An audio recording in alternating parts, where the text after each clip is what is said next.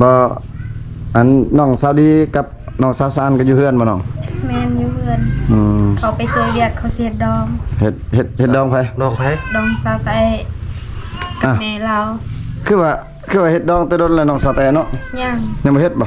เอาผัวแต่ดนเราเอาผัวเป็นปี2 ปีแล้วมันบ่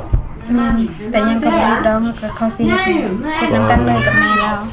แม่เราก็สิเอาผัวเอาแล้วโอ้เอาผัวบ้านใดอยู่บ้านมีซีเฮ็ดพร้อมก็เลยทั้งลูกทั้งแม่เนาะแม่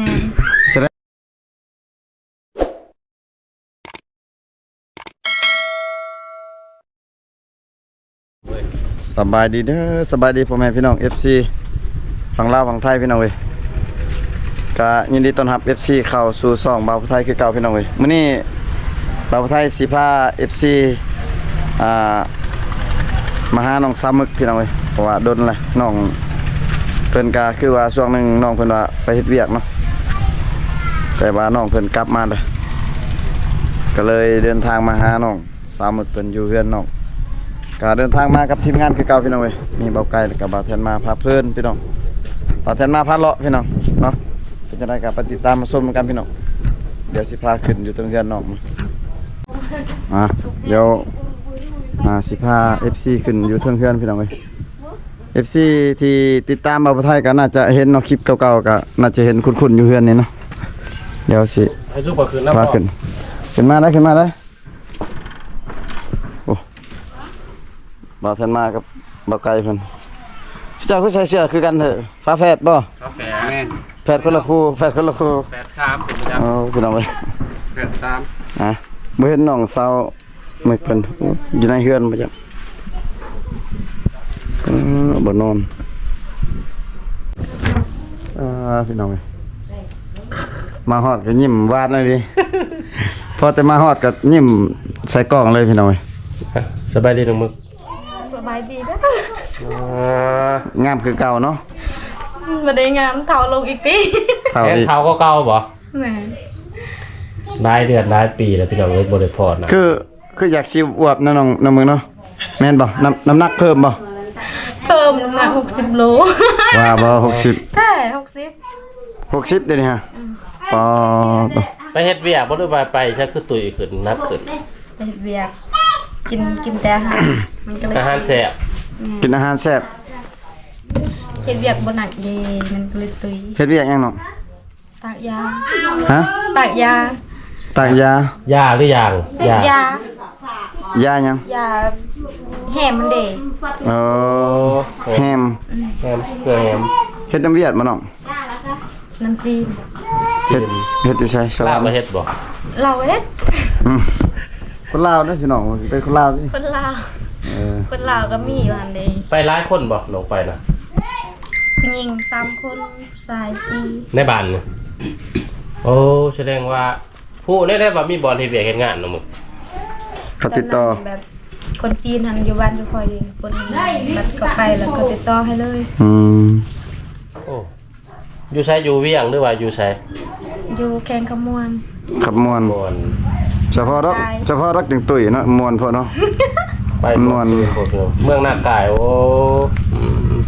เดือนเท่าไรเขาจ้างเนาะเดือน5ล้านปลายโอ้จักเดือนออกไป2เดือนครึ่ง2เดือนครึ่งได้เงิน10ปลายล้านบ่มีบัดจ่ายค่ารถยังไปซื้อรถบ่จ้างรถ10ล้านบ่ว่าจ้างบ่ได้แพงติบ่ตอนไปหั่นบ่แพงมันมาแล้วแพงเบิดล้านปลายค่ารถค่าครับตอนรับน่ะตอนไปหั่น4,500แม่นได้เงินเท่าไหร่น้องเอามาเฮือนรวมทั้งเบิดได้เท่าไหร่7 ล้านก็โอเคแล้วได้เงิน7 ล้านเอามาใช้จ่ายแล้วบ่ได้ซื้อข้าวซื้อน้ำพี่น้องเอ้ยกลุ่มนั้นเต็งพัวเนาะ7 ล้านแล้วมาแบ่งให้พ่อให้แม่อีกบ่แม่เราเอาไว้เองหรือว่าแบ่งกันใช้แบ่งกันจ่ายก็เอาไว้เขาเอาไว้ซื้อหงสีข้าวจะคักอยู่แบบนั้นเนาะมาไทยเนาะแม่นหงสีน้อยบ่อยากซื้อบ่คือบ่ได้ซื้อเทื่อหงสีเนาะหงสีประจำโตคือบ่ซื้อแต่ว่าเอาไว้ซื้อตำลังก่อน สีแต่ห้องสีใหญ่ว่ะเท่าไรสิซื้อห้องสีน่ะ บ่ฮู้ยังบ่ได้ไปซื้อ ประมาณเท่าไรเขาขายเขาซื้อกัน บ่ฮู้คือกันประมาณ4ล้านปลาย บ่ฮอดอยู่ที่เลย3ล้านปลา 3ล้านปลายบ่คนอยู่บ้านเพิ่นซื้อก็ว่า4ล้านปลาย อืม แพงเนาะแพงเกิน ใครแน่แต่เงินเรือมาพี่น้องเอ้ยเดือนหนึง5ล้านเนาะ 5 ล้าน ไป2เดือนก็10ล้านเรือมาอยู่7ล้านเพิ่นว่าเดือนนี้น้ำมกน้ำมัน น้องขึ้นมาอยู่เฮ็ดโดน ยังเมื่อเล่นสงกรานต์คิดฮอดบ้าน อ๋อ กินฮอดบ้านบ่ได้กินฮอดนั่นนั่นบ่ผู้บ่าวบ่ ยังบ่ เป็นจังไดไปเฮ็ดเวียกโดนไปอยู่หุ่นก็มีผู้บ่าวอยู่บ่น้องหรือว่านี่เลยบ่มีเลย แม่น ยังโสดอยู่บ่ตอนนี้ โซ ดีบ่ดีบ่ อีหลี อ๋อสาวงามปานนี้ยังว่าโสดพี่น้องเอ้ยเลือกลายไปจ้ะ ปุ๊บ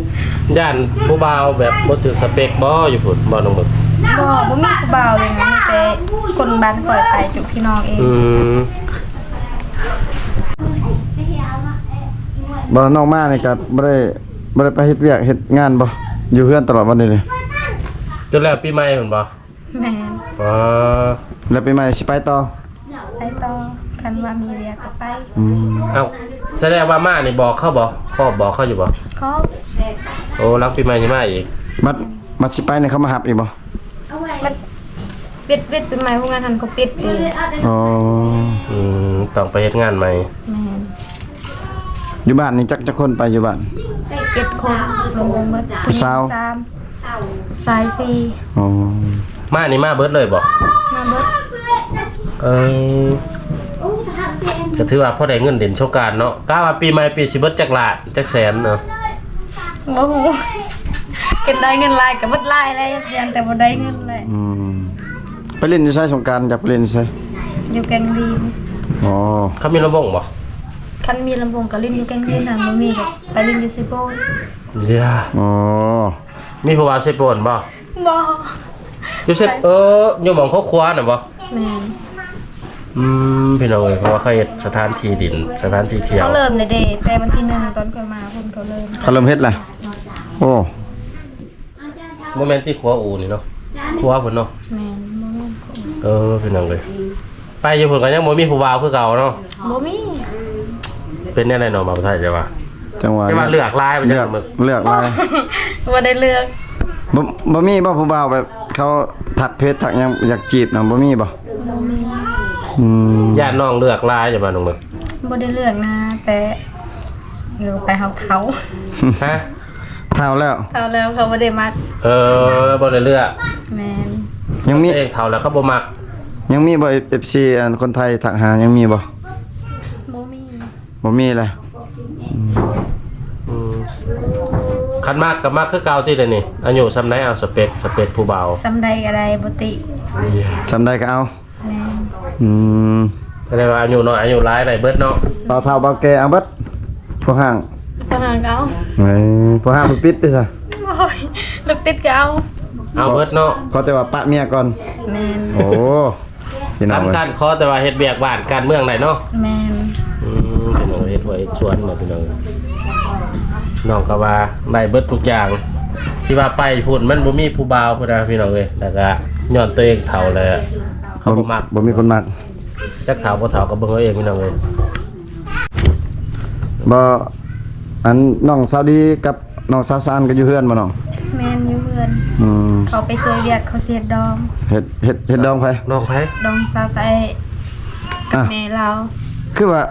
เฮ็ดดองแต่โดนแล้วน้องสาวแต่เนาะ ย่าง ยังบ่เฮ็ดบ่ เอ้า เอาผัวแต่ แต่ เดิม เราเอาผัวเป็นปี2ปีแล้วมันบ่ แม่นแต่ยังก็บ่ได้ดองกับเขาเสียเฮ็ดนํกันเลยกับแม่เรา แม่เราก็สิเอาผัว เอาเร็ว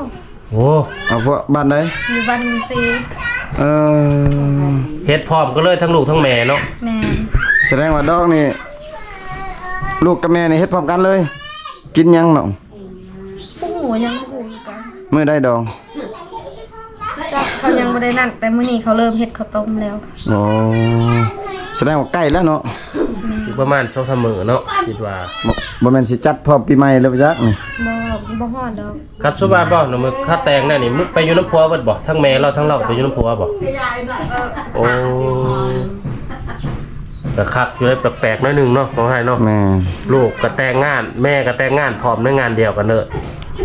แล้วน้องมารอบนี้คือแปลกเนาะน้องใส่อันแพทย์ใส่หยังน้องไอ้ถามเพื่อยัน FC สิถามมันนะ เพิ่นบางเทื่อเพิ่นสงสัย เป็นหยังคือว่าปกหัวหนูใส่ฮ้อนสิหนาวปกซื่อ ฮอน ๆอ๋อกันฮ้อน อบผมเนาะอบผมบ่แม่นอบผิวพี่น้องเอ้ย อากาศฮ้อน โอ้คือแบบพี่ชุบน้องนี่แบบลักษณะเอากันไป2-3 ปีคันยังบ่ได้แต่งงานแน่นี่ยังต้องได้กลับมาแต่งแมันบ่น้องมึกอืม แต่ว่า เอานอนเลย เขาสามารถแบบมีลูกได้บ่น้องมึกหลังจากเอากันแบบนี้แล้วบ่ทันแต่งงานนี่ ได้ อืม เอากันแล้ว แต่ยังแบบดองเขายังบ่ได้เฮ็ดเอาลูกได้ แต่ต้องพิธีด พิธีนี้คันมีลูกก่อนฮะ ต้องได้กินงัวล้างลูกล้างม่านนี่บ่ แม่น ก็คือกันกับเฮ็ดเฮาเนาะก็ว่าถือผ้าก่อนดูว่าได้ลูกก่อนก็ต้องได้ล้าง เป็นจังได๋ กันบ่ล้างก็บ่ได้ อืม ที่ผิดครอบครัวบ่ได้ผิดบ้าน ผิดบ้านกับผิดผัวกับผิด อืม โอ้ถือว่า แสดงว่าเสียให้ทั้งบ้านพร้อม แม่น แสดงว่าน้องได้อันนี้มีลูกหรือเปล่า ลูกตอนนั้นมีแล้วแต่จะเกิด เข้าหรือบ่เนาะ แม่น น้องคือว่า 2-3 ปีแล้วคือว่าน้องกับผัวในตอนนั้น ก็มาแต่ง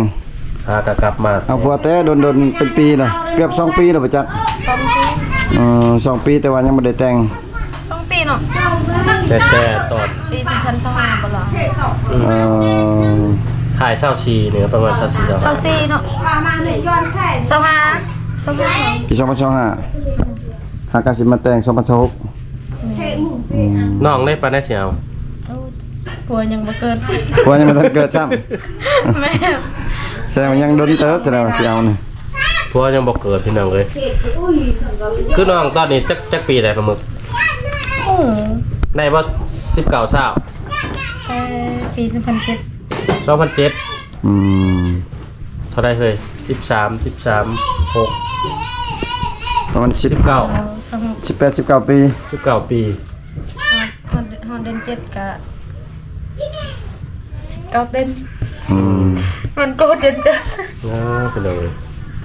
แต่เท่าแล้ว เท่าแล้วบ่ 19 ปีแต่ว่า แถ เท่าว แล้ว เขตชนบทผู้สาวอายุ19 ปี20 ปีแสดงว่าเฒ่าเนาะพอส่วนร้ายเครื่องวาเลยพี่น้องเขาเจ้าแต่งงาน แต่ประมาณอายุ14 15 ปีส่วนร้ายเกมที่ว่าแต่งงานถ้าว่ากายนั้นไปก็ถือว่าเป็นสาวเฒ่ากล้าว่ารุ่นได้สิมาเอาเนาะผู้ว่าคือกันบ่หรือว่า ผู้อายุหลายๆกว่าเนาะถึงเขาสิมาเอาคณะอายุซ้ำนี่ รุ่นใดก็ได้ รุ่นใดก็ได้ ปกติ แต่เข้ามักบ่ติ แสดงว่ารุ่นใดก็ได้แล้วเนาะแต่บ่มักรุ่นน้อง มักเป็นรุ่นอ้ายรุ่นใหญ่เนาะ แต่บ่มักรุ่นน้อยกว่ามักรุ่นใหญ่ๆขึ้นไป อืม ประมาณเท่าไรเอากันว่าเพิ่นยังมาแต่งมันยังประมาณเท่าไรคารองคือเก่าบ่เท่าไรคือเก่าเอามันก็ FC ใหม่เป็นเขามาเบิ่ง ประมาณเท่าไหร่ 30 30 ล้าน 10ล้านกับงัวตัวหนึงโอ้พี่น้อง 30 ล้านมีงัวอีก มีแบ คารอง30ล้านมีงัวตัวหนึงแบ่ตัวหนึง กันมีควายตัวหนึงแล้วก็แล้ว โอ้ อืม ถ้าว่าแต่งเมื่อแล้วต้องมีควายเนาะถ้าว่าแต่งอยู่สู่แล้วต้องมีแบะหรือว่างัวตัวหนึงพี่น้องเด้อเอ้าถ้าว่าผู้ใดมักฮักน้องก็สามารถ ลองเบิ่งเนาะ ทักคุยหรือว่าจับจองได้พี่น้องเอ้ยค่ารองก็บ่แพง บ่าวลาวบ่าวไทยก็ได้ติ ได้ เอาได้เบิด บ่ เอาได้เบิดอืม บ่าวลาวบ่าวไทย มาเวียดนามก็ได้บ่ ได้เบิด เวียดนามไชน่าหรือว่า USA ก็ได้เนาะโอ้ อายุก็เท่าไรก็ได้เพิ่นว่าพี่น้องเอ้ย มักรุ่นแก่ๆเพิ่นว่าโอ้ ทอง30ล้านกีบ อันน่ะเฟซน้องยังลิ้นเฟซเก่าบ่น้อง เฟซได้ซื้อในได้เฟซ ชื่อเฟซนั่นน่ะ อีน้องมึกตัวอ้วน อีน้องมึก น้องมึกโตอ้วน พรสวรรค์ พรสวรรค์ พรสวรรค์ ภาษาจังบ่มึก ตัวไทย ตัวไทยเนาะ แม่น เว้ากันแน่มาเป็นนาที แสดงว่าเฟซนี่แสดงว่าเฟซเก่า เป็ดเก่าใจกับเก่า ใจเก่าคนคือเก่า คนกับเก่า ยังโสดคือเก่า แม่น แถมหัวใจ4ห้องให้บ่าวโสดเนาะตัวพี่น้องเว้ยแสดงว่ายังคือเก่าเบิดทุกอย่างพี่น้องเว้ยสิ่งที่บ่คือเก่าก็คือน้องเพิ่นอ้วนขึ้นหน่อยนึงพี่น้อง อวบ บ่ได้ใน ขึ้นเนาะอวบขึ้นมีหน้ามีนวด คือคุยบอก แต่ก็งามขึ้นกว่าเก่าขาวขึ้นกว่าเก่าพี่น้องเว้ย เป็นได้ไปอยู่แบบในเมืองแบบนั้นกับบ้านเฮาม่วนบ่ม่วนคน ม่ว ละ น แบ แต่ บ แบบมันแพงเนาะ อาหารการกินแพง แม่นแพงแฮงอยู่ บ่แม่นแพงแต่ว่าใช้เงินตลอดเนาะบ่คืออยู่ในบ้านเฮานี่บ่มีเงินก็อยู่ได้แม่นบ่ บ่มีเงินก็อยู่ได้10,000ก็อยู่ได้เบิดมื้อ อยู่หันบ่มีเงินอยู่บ่ได้แล้วบ่มีหยังกินเลย ได้ซื้อตลอดบ่ ขนาดพักก็ยังบ่มี อื โอ้ ม พี่น้องเอ้ย บ่มีบ่บ่าวจีนเพิ่นเปย์ยังตัวอย่างเพิ่นย้อนเพิ่นให้บ่มีบ่ เฮ้ย มีแต่สองผู้เมียเขาอยู่หันบ่มีคนจีนเขาอยู่แบบบ่หลายเด้ โอ้อยู่แบบครอบครัวเนาะ แสดงว่ากินอยู่นี่กลุ่มตัวเองบ่เนาะข้าวกับข้าวตัวเอง แม่น อ๋อคิดว่าบริษัทให้เบิดบ่แม่นบ่ มันก็บ่จะคุ้มนะคันว่าเงินเดือน5ล้านเนาะ เนาะแม่น โอ้กลุ่มกินอยู่ปากท้องเขาให้อยู่แต่ห้องเช่าบ่อนเช่านั่นเนาะบ่ได้เช่าห้องหรือว่าเฮือนพักอยู่พี่น้องเอ้ยแต่อาหารก็กินใจายเอง กิ เงิ น น แต่ละเดือน1ต่อ500,000 อืม พักกับพักอยู่หั่นเฮ็ดเวียกก็อยู่หั่นเลยบ่ได้ขี่รถไปเฮ็ดเวียก แบบไกลๆนี่ออกจากห้องเฮ็ดเวียกเลย อ๋อ กิน เวี อย ก ยู่ เบามันบ่หนักเวียก เฮ็ดเวียก หักตากแดดตลอดว่า ตอนเช้าจักโมงตอนเช้าเฮ็ดเวียก 6:30 พักได้ซะ พักตั้งแต่กับ8:00น 9:00 นก็พักแล้วแบบมันบ่มีเวียกนี่ตากยาแล้วคันแบบยาบ่หลายก็ตากคันบ่มียาก็ไปหันซื่อๆ8:00 นก็มื้อ ลายบ่แฮมนะลายบ่ บ่หลาย แสดงว่าเฮ็ดเวียกนี่เฮ็ดแต่ยามเช้าบ่ ตะแลงก็เฮ็ด กลางคืนก็เฮ็ด บ่ เฮ็ดแต่ตอน12:00 น 12:00 นบ่เฮ็ดแต่ตอนเช้า6:00 นแล้วก็คันมีเวียกหลาย10:30 นก็เลิกคันว่าบ่มีเวียก8:00 น 9:00 นก็เลิก แต่ตอนแรกในสันจัก ตอนแรง1:00 นเลิก4:30 นคันมีเวียกคันบ่มีเวียกก็2:00 น 3:00 นก็เลิก ก็ถือว่าสบายอยู่เนาะ แม่นแต่แบบมันยากแพงอีหยังก็แพงเบิด ต่างแต่ซื้ออาหารการกินมันจะแพงหน่อยหนึงพี่น้องเอ้ย เฮ็ดอันอยู่ห่มบ่หรือว่าตากแดดเลย อยู่ห่มนี่ทางแดดนี่ บางเทื่อก็อยู่ในห้องแน่ กันแบบยามตากยานแล้วก็อยู่ได้ ชิน้อง ตากแล้วก็เข้าห่มบอนชั่วโมงนึงก็ ชิน้องไปนำกันนี่น้องว่าหา6คนบ่7คน กินข้าวนำกัน